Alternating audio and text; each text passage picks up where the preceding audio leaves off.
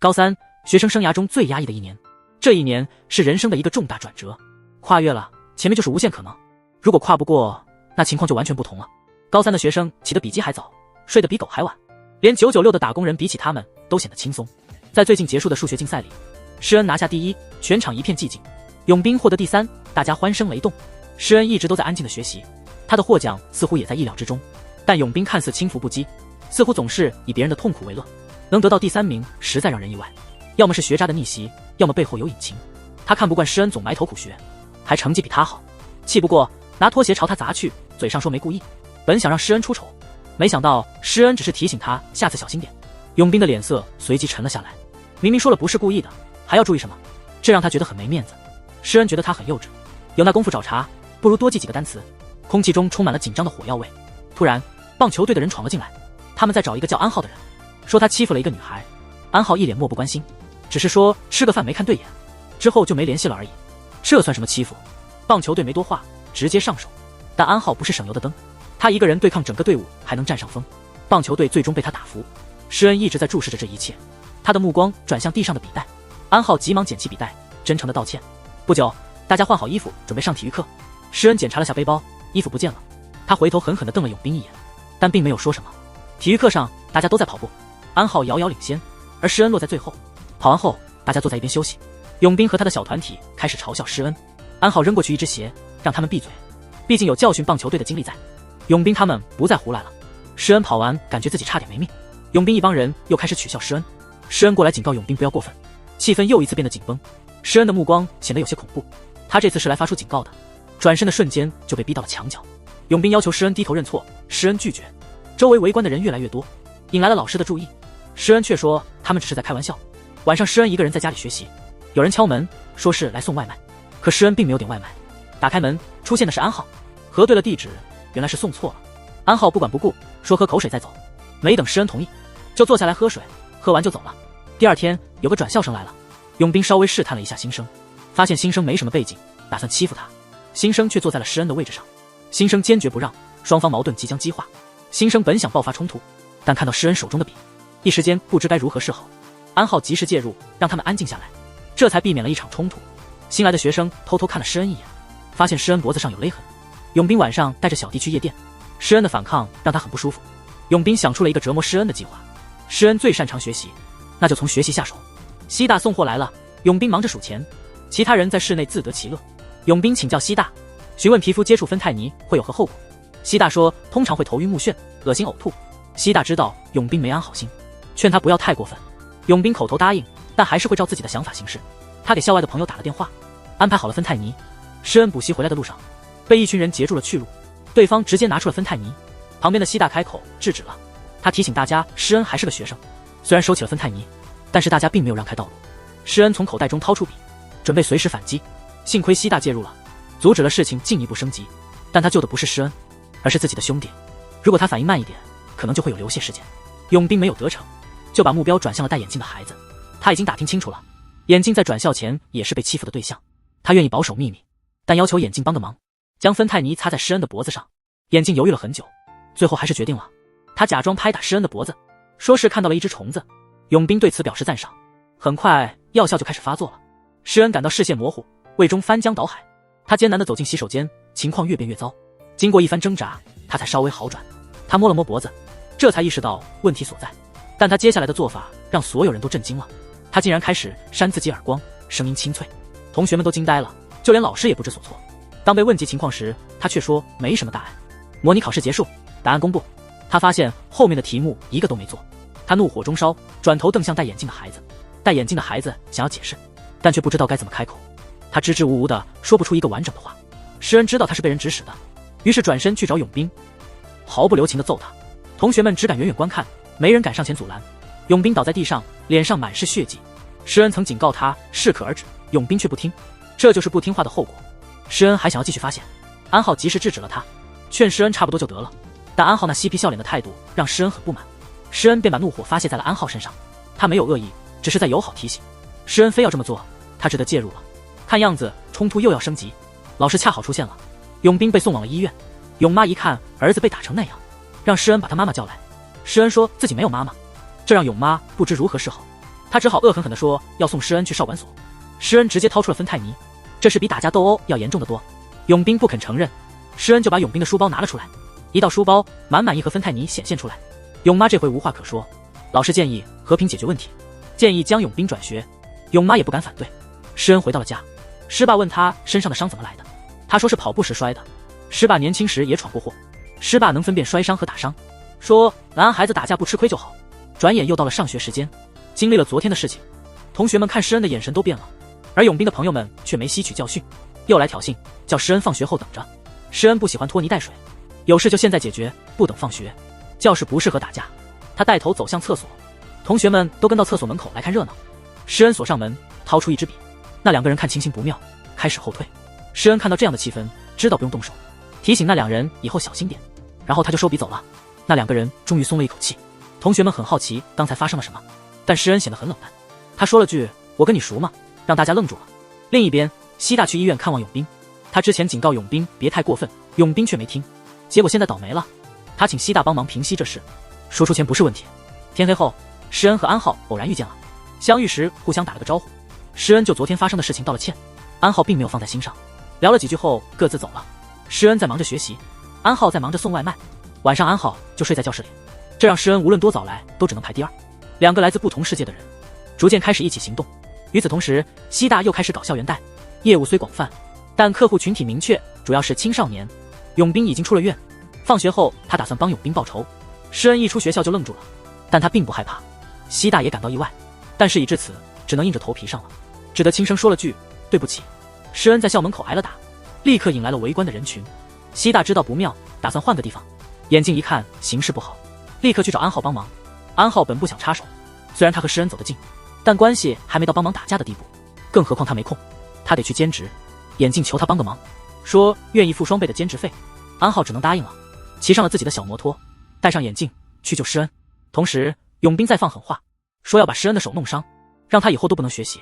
这个傻孩子太过自信了，他低估了学霸的实力。施恩既不紧张也不害怕，头脑飞速的在想办法，必须迅速解决左边的3个人，右边的2个可以稍后处理，旁边的花盆可以用来先发制人。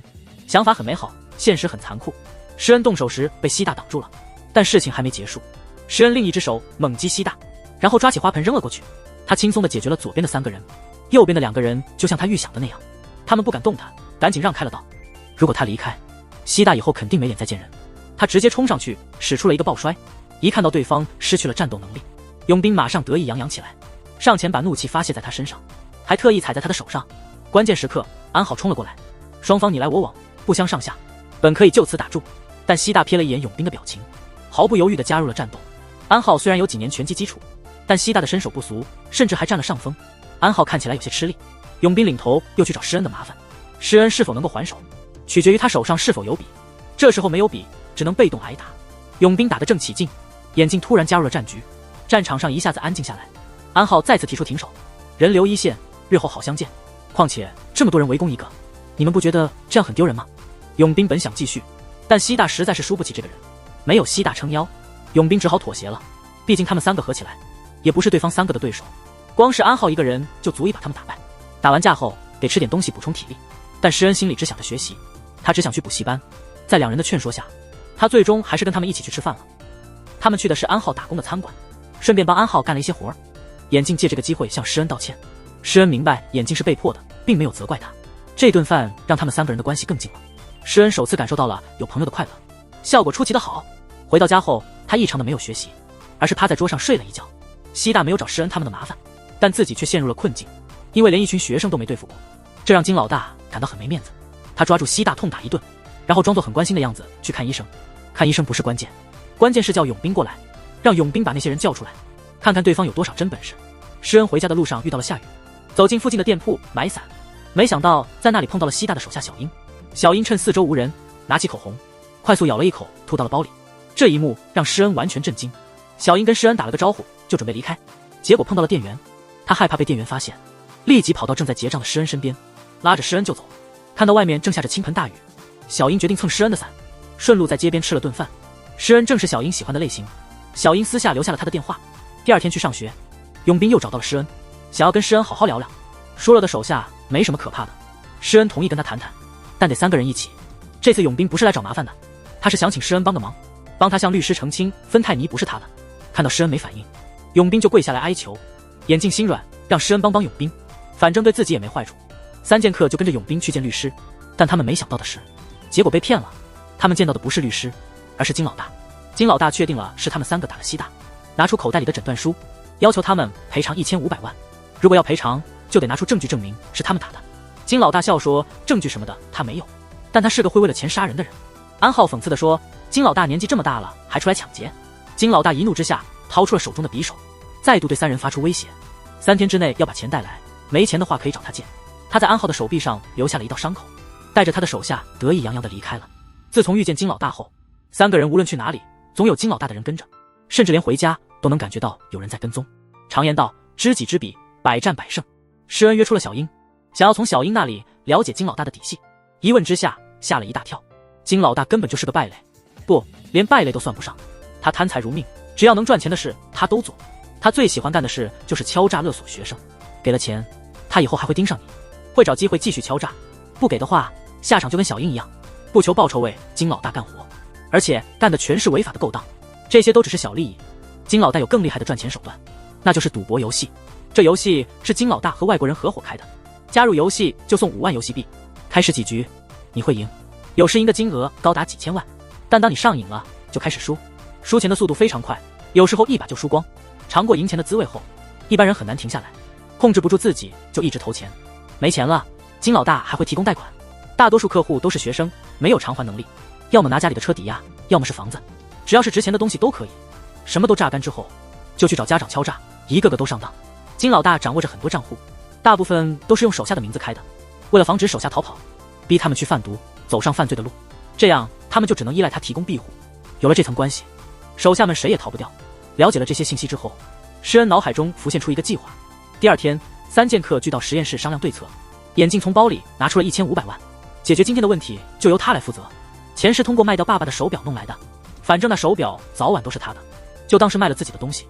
但他想的太简单了，这事儿不仅仅是钱的问题，有了第一次就会有无数次，这是个填不满的无底洞。安浩建议报警，但单凭他们的一面之词，恐怕警察不会轻易相信。施恩把昨天了解到的信息告诉了他们2个。小英曾经提到，金老大的办公室里有账本、合同还有毒品，只要引警察到那里，就能一举拿到人和证据，到时候金老大想逃都难。计划商量好之后，3个人决定先去吃饱，谁知道还没走出学校就碰上了金老大，这下该怎么办？现在报警肯定会打草惊蛇。安浩想出了个办法，他先跟金老大走，到了地点后再发位置给另外2人，他们再带着警察来，到时候他会尽量拖延时间。安浩一个人走向金老大，手上虽然没钱，但他有赚钱的主意，就是金老大手上的赌博游戏，稍作改动就能赚更多。要怎么改动呢？把首次注册送5万游戏币改为送3次，再加个推荐新玩家的奖励机制，这样保证金老大能赚大钱。安浩自诩是学校里的大佬，可以利用这套新规则把学校变成一个大赌场。这只是个开始，站着说话有点累了。安浩提议去金老大的办公室详谈。金老大此刻满脑子都是赚钱的念头，并不在乎安浩说的是真是假，马上决定带安浩去。小英建议留下施恩和眼镜2人，以备万一有什么诈。金老大想了想，让小英和西大留下，自己带着安浩走了。小英见施恩出来了，把他所知道的地址告诉了施恩。施恩再次把地址发给了安浩。安浩到了之后要确认一下地址对不对，眼镜担心安浩会出事，决定亲自去金老大的办公室看看，就当是花钱买个安心。报警的任务就留给施恩了。小英向西大解释了他的想法，他打算把金老大送进监狱，他还年轻，不想这样过一辈子。安浩到了目的地，趁着没人注意，偷偷开启了录音功能，录下屋子的特点发给施恩。进了办公室，金老大要安浩交出手机，安浩不肯给。金老大怀疑起安浩来，上前就是一顿暴打，然后强行夺走了安浩的手机，发现了报警的短消息。同时眼镜也来到了这里，拿出事先准备好的钱给金老大，希望金老大能放安浩一马。金老大被耍了，当然不会就这么放他们走，带着屋里的资料和2人赶紧逃了。不一会儿，施恩带着警察到了，按了门铃，没人应。这次行动突然，没有搜查令，而且证据不充分，不能随便闯入民宅，只能先等调查清楚再说了。施恩提供的照片稍后会交给刑侦队。警察说了几句场面话就撤离了。施恩不放心，爬墙进去了，里面静悄悄的，一点声音都没有，门是锁着的。施恩把玻璃砸碎，推门进去了。房间里乱七八糟，地上还有血迹。他急忙给安浩打电话，可是没人接。保险柜里的账本和毒品也不翼而飞了。金老大的巢穴差一点就被端了，他怀疑团队里有内鬼，联想到小英最近的古怪行为，不难想到是他搞的鬼。这一次金老大真的火大了，让西大带小英去忘忧洞，如果不听话就对西大的兄弟不利。西大不是那种没有情义的人，他得救出自己的兄弟，也不能不管小英。他给小英一张银行卡，叫他去酒店先躲几天，其他的事情由他来处理。西大刚离开，施恩的电话就打了过来，报告金老大不在场，可能是察觉到了什么逃跑了。小英大致能猜到发生了什么，让施恩下载一个定位软件，然后和他共享定位，让他按照他的路线来行动。他打算和西大一起去找金老大，一直到地点是忘忧洞。小英立刻告诉了施恩，叫他带上警察一起来。当他们见到金老大时，西大什么也没解释，只是直接要求挨打，所有的错愿意一个人承担。金老大就满足了他，拿起铁棍就是一顿暴打，直到累了才停下来。毕竟是因为小英才有的这些事，他自然也难逃责罚。内部的矛盾解决后，下一个目标就是安浩和眼镜了。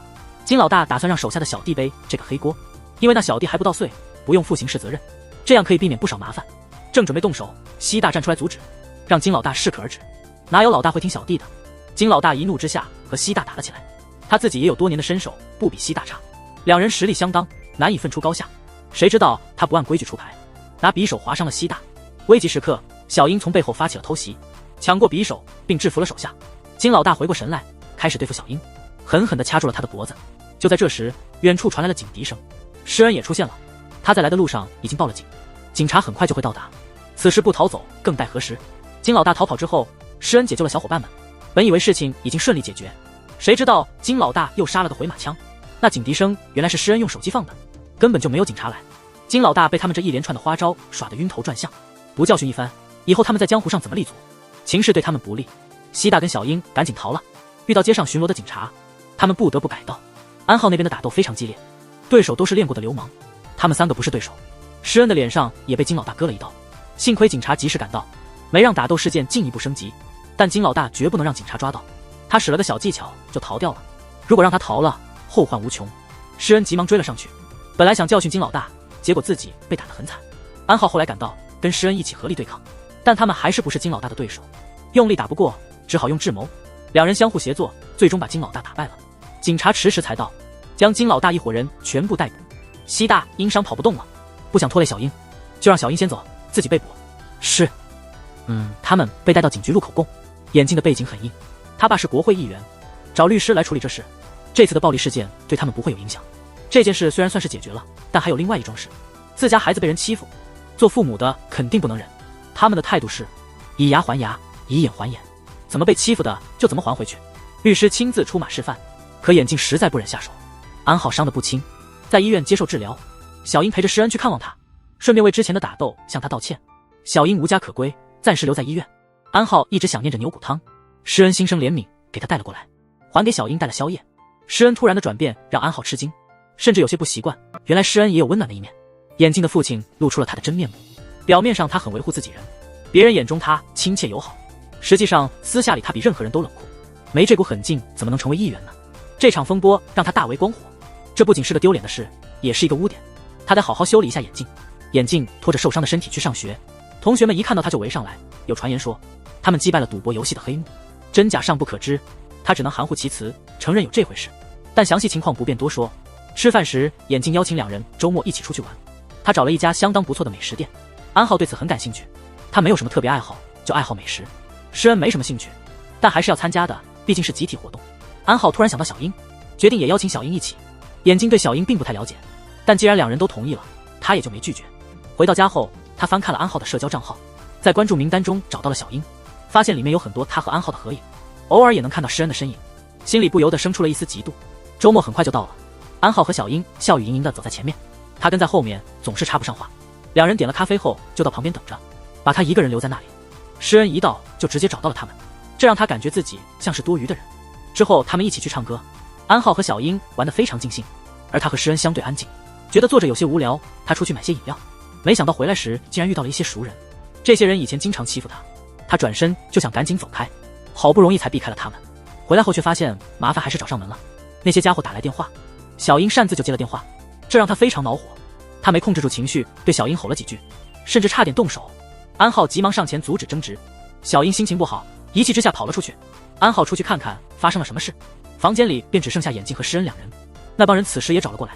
施恩意识到事情可能会不妙，他告诉他们，两人正在谈重要的事，不宜被打扰。如果想找眼镜叙旧，那就改天吧。他们不清楚施恩的背景，因此没敢轻举妄动。施恩询问眼镜发生了什么事，这事让人揭自己的老底，自然没人愿意说。但从那之后，眼镜变得更加易怒，班上的喧闹声让他感到厌烦。他一冲动就让别人闭嘴，看起来像是要吃人一样。正当事态即将失控时，施恩及时介入，但这次干预却出了岔子。有同学指责眼镜仗势欺人，如果没有安浩和施恩撑腰，他不过就是个小弟弟而已。安浩连忙将他拉到一边，劝同学们不要往心里去。谁料眼镜竟然对安浩也发起了火来，让安浩摸不着头脑。此后，眼镜把自己关在房间里，任谁的电话他也不愿意接。安浩和施恩开始感到担忧，决定亲自去他家里探望。他对两人的到来感到意外，但还是礼貌地让他们进屋。安浩一进门就被这所大房子吸引，立刻开始四处参观。墙上挂着一幅全家福，谁想到眼镜却说他们并不是真正的一家人。父亲进入政坛，为了塑造自己的形象，公开收养了眼镜。难怪那位议员对眼镜这么严厉，原来他们并非亲生关系。施恩注意到眼镜情绪不佳，关心地询问他到底发生了什么，是否与歌厅遇到的那帮人有关。眼镜望着他们，吐露了自己饱受欺凌的苦涩往事。他在学校被欺负得很厉害，甚至多次被打到需要住院治疗，这也是他转学的原因。在歌厅偶然遇到那些人后，他们又开始纠缠不休，过去的噩梦再次浮现在他的脑海中，他的精神状态也开始变差。他不明白自己哪里做错了，为何自己会成为霸凌的对象，思考再多也想不出个所以然来。施恩安慰他说他没有错，错的是那些无良之徒。安浩直接决定打电话约那些人出来解决问题。当那伙人得知眼镜主动联络他们时，心里乐开了花。有了施恩和安浩的支持，眼镜信心满满的去见他们。一进门他就要求对方道歉，这简直像是在开玩笑。不展示一下实力，对方怎会屈服？安浩直接采取行动，对方终于开始认怂。尽管道了歉，但态度还远不够真诚。眼镜给出了2个选项，非挨他一拳，就是态度要更诚恳。安浩建议还是挨一拳吧，但对方选择了继续道歉，可态度依然敷衍了事。眼镜毫不犹豫给了对方一巴掌，对方反击，安浩赶快上前将人分开。谁知道眼镜已经激动起来，拿起话筒就要往人身上砸。安浩及时拉他离开。施恩严肃地警告他们今后最好不要再找眼镜的麻烦。他们离开后，眼镜却对安浩发起了脾气。安浩说停就得停，这是什么道理？这和霸凌有什么区别吗？安浩也开始生气，他连兼职都没去就来帮眼镜，结果却得到这样的回应。他开始说出更刻薄的话，问安浩是不是想要兼职费用，可以给他双倍。这无疑是对安浩的友情极大的侮辱。安浩差点没控制住自己的情绪，幸亏施恩在旁边劝解，这才没有让局势更糟。当眼镜离开时，施恩还是决定追上去问个明白，可眼镜却说他没事，只是心情不好，走一走就会好的。谁料刚和施恩告别，那伙人的电话就打了过来。眼镜心里一阵慌张，施恩和安浩不在时，他只能被动挨打，但转个弯就遇见了一个熟人，曾经是永斌手下的家伙。那帮人也紧追不舍，他突然陷入了进退维谷的境地。但事情的转折出乎所有人的预料，那些追赶他的人畏惧永斌的手下。当永斌的手下发现有人想欺负眼镜，立刻对这些普通人动起手来。眼镜就在旁边冷眼旁观，那群人的头目对眼镜怒目而视，这激怒了眼镜，他毫不犹豫地加入了打斗。永斌的手下并没有像安浩一样制止他，反而在旁边拍手叫好。打完架后，眼镜心情大好，他和永斌的手下一同前往夜店，甚至掏出50万请大家喝酒庆祝。人只需要一刹那就能变坏，他和那群手下互相加了关注，浏览了安浩的个人主页，决定取消对安浩的关注。喝了几杯酒后，他变得更加胆大，拿起酒瓶去搭讪女孩。他以前从未如此放纵过，这么多酒下肚，难免醉得不轻。第二天他迟到了上学，施恩觉得他有些不对劲，询问他发生了什么事。他不理睬施恩，转而去找那些手下聊天，因为昨晚喝多了，很多事情他都不记得了。听那些手下说，昨晚他们准备找女孩开房，而且还是他掏的钱。施恩不想看着他一步步走向堕落，所以主动找他谈心，询问他为何和那些手下走得那么近。他不愿意解释，反问近了就近了，还需要理由吗？施恩想要叫上安浩，3个人坐下来好好谈谈，但他拒绝了，说安浩一直瞧不起他，根本不把他当朋友。谁知道安浩就在他背后听到了他的话，安浩显得漠不关心，任由他去。施恩和安浩都对他无计可施，他的生活变得丰富多彩，和那些手下一起夜店狂欢。在永斌的介绍下，认识了一位半职业拳击手，他对安浩心存不满，永斌也有意对安浩下手。如此一来，他们站在了同一阵线。施恩对眼镜的状况感到忧虑，他总觉得那些手下是在利用眼镜，目的是为了眼镜的钱，不停地让他买新衣和新鞋，每次吃喝玩乐都让他埋单。安浩则有些不同的看法，也许是眼镜在利用那些手下，之前他跟他们混在一起，不就是为了过得更好，有点出息吗？现在手下能给他想要的东西，他自然就会和手下走得近。不多时，眼镜行为更加放肆，抽烟喝酒成了日常，偶尔还约女孩子开房间。甚至连课桌都换了，从施恩那里坐到了手下旁边。施恩试图挽救眼镜，警告那些手下不要带坏眼镜，不要把眼镜当冤大头利用。安浩认为眼镜已经无可救药，建议施恩放手，但施恩不愿意，因为眼镜在某种程度上和他很像，他大概能理解眼镜的心情，或许眼镜只是感到孤单而已。他们两人在食堂排队打饭，那些手下和眼镜直接插队，安浩立刻出言制止。那些手下原本想反抗，却被安浩迅速制服，其他人赶紧老实排队，眼镜却原地不动。安浩看了眼施恩，又看了眼眼镜，觉得还是给些面子比较好。他耐心地劝眼镜去排队，但眼镜直接拒绝了。安浩觉得这样就无法责怪他了，他最终还是动手了。要不是施恩及时阻止，后果会更糟。眼镜和手下识相地走了，但心中那口气却难以平息。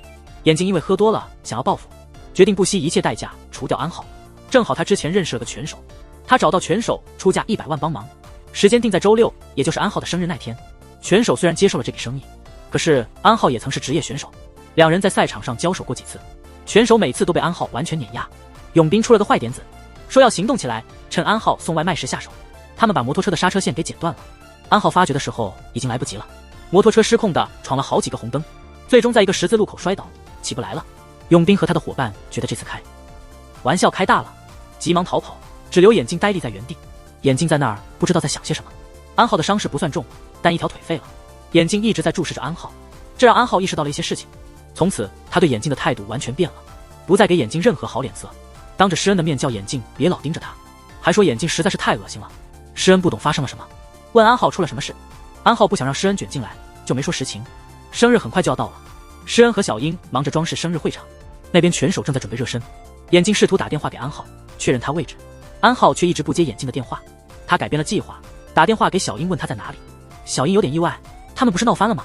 他想不通眼镜怎么会突然联系他。眼镜又发了条信息过来，让他偷偷出来一会儿，说是准备了个小礼物给他。他顺从的答应，说要出去买点东西，然后去见了眼镜。对于之前的事，他表达了歉意，甚至邀请眼镜一起给安浩庆祝生日。他希望能借此机会让大家的关系缓和些。谁知道眼镜突然态度一变，质问他自以为是什么人，说他太自大了。他转头一看，永斌和他的伙伴也在那里。眼镜为何突然态度大变？是因为他的计划奏效了。他打算利用小英将安浩引出来。安浩和施恩对此一无所知，只是觉得小英买东西去了好久没回。施恩给他打了个电话，可惜电话打不通。安浩的手机放在了桌上，眼镜突然发了条信息过来。施恩看了一眼忙碌中的安浩，直接拿起手机看信息。眼镜发来了一个地点，还附带了小英的照片。施恩这才明白过来，安浩和眼镜的冲突已经无法和解。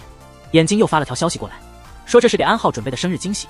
施恩回了一句马上就到，然后把消息删掉，拒绝再接收任何消息，把手机关了电塞进了沙发的缝隙里，对安浩说自己得去便利店一趟。安浩没多想，就让他去了。施恩心知肚明自己将面对的情况，但他不担心，因为他是个学霸，他知道如何把学到的知识用在实战中。比如说战前要观察地形，当敌多我少时选择在狭窄的地方交战，充分运用地形的优势。这次他来得很急，没带笔，却带了扳手。他的突然出现让对方意外，不过对方也是他要整治的对象。他拉着小英就开始跑，永斌带人追了上来。第一个战场设在了电梯上，每次只需面对几个人，这样对付起来就容易多了。争取时间让小英逃走，然后他迅速换了战场，但计划总赶不上变化，在空旷的地方被追上了。他手里有小扳手，永斌拿着大铁棒，看到前方有可以利用的东西，他立刻跑过去，局势顿时逆转。永斌慌了，开始求饶，看到拳手来了又狂妄起来。施恩走上前跟拳手单挑，专业的果然不一样。施恩很快就失去了还手之力。接下来轮到永斌出手报仇了。关键时刻，眼镜良心发现，叫永斌放过施恩。他们的目标是安浩，与施恩无关，但施恩太天真了，对方要对付的是他，不是他们。永斌正要动手，眼镜又开口阻止，这下彻底激怒了永斌。施恩是他的朋友，那站在这儿的人算什么呢？难道他们不是来帮忙的吗？他们难道不配当他的朋友？永斌开始了他的复仇，他不忍心继续看，转身就走了。安浩迟迟未出现，拳手开始失去耐心了，让他付清剩下的钱，毕竟已经处理了一个。施恩在楼上被踩踏，有人来通报说小英报了警，众人这才散去。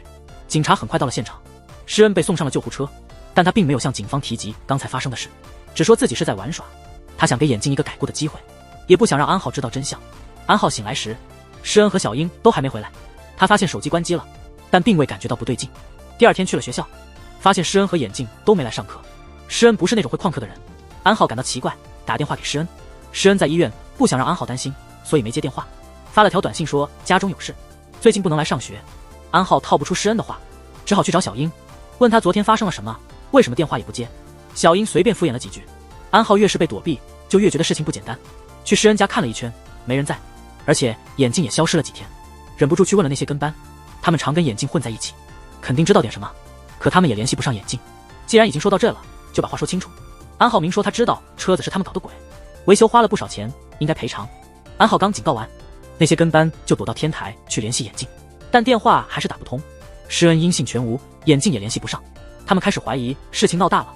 这话被安浩听到了，安浩学精了，先打一顿再问。跟班害怕了，把事情全说了。安浩立刻联系小英，打听施恩的情况，才知道施恩今天出院了。施恩之前嘱咐过小英一定要保密，他希望安浩能装作什么都不知道，就当没发生过，千万不要惹麻烦。安浩知道自己该怎么做，他假装是送餐的，顺路过来，顺便问问施恩的状况。看到施恩打了石膏，知道伤得不轻，但安浩没多说什么，只提醒他别忘了明天的考试。另一方面，议员得知了眼镜做的事，直接给了他几个耳光，警告他要安分守己，低调行事，别给自己丢脸。为了防止眼镜再出事，议员安排手下盯紧他，但人的腿在自己身上，怎么拦得住？手下无奈，只能记下车牌号。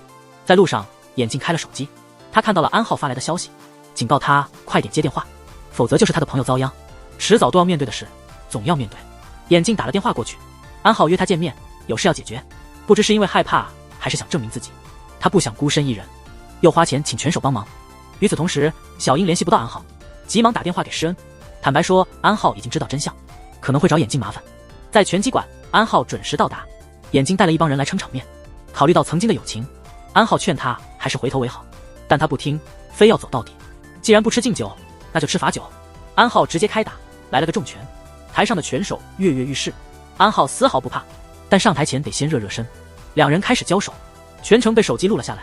一开始两人不分上下，很快安浩占据了优势，但他的左腿伤还没完全好，拳手故意攻击他的弱点，取得了主动。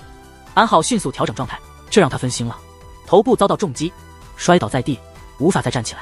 眼镜冲上台咄咄逼人，安浩冷静地对他说，应该正视自己心里的问题，别把责任推给别人。这番话让眼镜勃然大怒，他对安浩招呼着拳脚，毫不手软。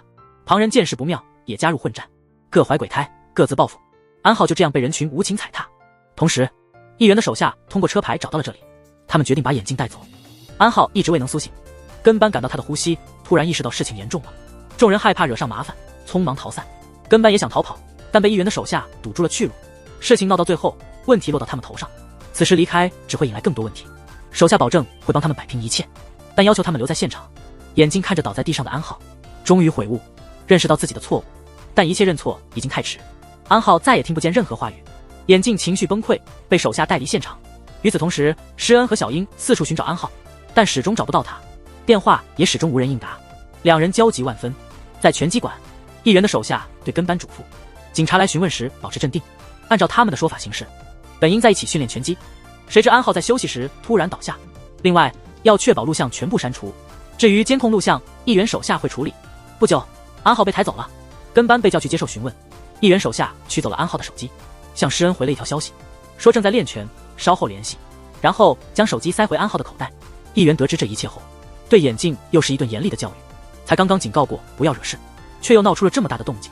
他打算将眼镜送往国外，此后无论死活都与他无干。第二天，施恩来到了教室，没看到安浩，小英已经在昨晚报了警，让施恩不要太担心，专心考试。没来上课的还有眼镜。考完试后，施恩查看手机，发现很多小英的未接来电，回电之后才知道安浩出了事，是眼镜他们干的。有人说要出钱负责住院费，让安浩奶奶在协议书上签名。施恩立马冲到医院，站在安浩床前失声痛哭。冷静下来以后，施恩让小英先照看安浩，自己要回学校一趟。他确实回去了，但去的不是自己的学校，而是去了永斌的学校。永斌刚坐下，施恩就上前暴打他，还用桌子上的笔刺进了永斌的肩膀，然后追问那个拳手的去向。永斌吓得要命，急忙说在健身房，他昨天不在现场，不清楚情况，只是看了小弟发的视频，视频里的暴力场面太震撼。永斌怕施恩来找他算账，就把责任都推给了眼镜，但这有什么用，总有一天要还的。看到视频里被暴打的安浩，施恩气愤难平，手持木棍冲健身房找拳手。那个人毕竟是专业的，施恩很快就被打败，但他不会就此放弃。看到施恩那狠毒的眼神，拳手也怕了。安浩之所以那样，是因为被眼镜狠踢了头，和他自己无关。但现在说什么都太晚，如果不是他们，安浩怎会有那样的下场？施恩不听拳手的哀求，狠狠地用哑铃砸向他的脚踝，拳手就这么被解决了。接下来轮到那些小弟了，眼镜和议员也前往学校，准备和老师同学们道别。小樱在路上拦住了他们。小樱追问眼镜为什么要毁掉安浩的未来。在眼镜看来，造成这一切的罪魁祸首就是小樱。他们本来3个人相处的不错，是小樱加入后一切都变了样。眼镜还没说完，就听到后面议员催促的声音。眼镜随即坐车离开，跟议员一同到达学校。与此同时，满身是伤的施恩走进了教室，他二话没说，直接向那2个小弟招手，就是一顿暴打。打倒2人之后，施恩摇晃着走到眼镜跟前。安浩受伤后，眼镜也感到自责，他让施恩不要废话，直接动手就是。施恩把眼镜摔在地上，质问他为何要那么做。眼镜自己也说不清楚，但觉得施恩应该能够理解。施恩理解是理解，但理解不代表可以对朋友下狠手，更何况是曾一起经历生死的朋友。安浩的仇非报不可，但看到眼镜失魂落魄的样子，施恩始终下不去手。最后他还是释放了眼镜，拖着伤体离开了教室。这一幕被老师和议员目睹，老师急忙阻止施恩。施恩转身打破玻璃，发泄心中的愤怒。安浩和眼镜都是他的朋友，他左右为难，不知该怎么做。踉跄地走到安浩的病房，似乎看到安浩苏醒了，但那只是他的幻觉。不久，眼镜出国了。议员原本打算把施恩送往少管所，但为了掩盖安浩的事件，只好选择另一种方式。施恩被迫转学，议员通知了首尔所有的学校，禁止他们接收施恩。最后只剩下一所破旧学校，那里没有施恩喜爱的学习氛围，只有各种吃喝赌博等不良行为，有时连老师都无法管控。施恩刚到就被班上的不良少年盯上，但他已经不再是过去的自己，即使没有安浩的庇护，他也能处理这些问题。在另一边，有人把施恩击败拳手的事情告诉了一个神秘人物，这神秘人物将做出他的裁决。情况看起来，施恩即将面对一个更强大的对手。